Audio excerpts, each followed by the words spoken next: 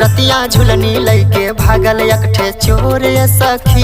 रतिया झुलनी लैके भागल एकठे चोर सखी। रतिया झुलनी लैके भागल एकठे चोर सखी। रतिया झुलनी लैके भागल एकठे चोर सखी। केहू जागल नइखे केतनो कैनी सोर सखी।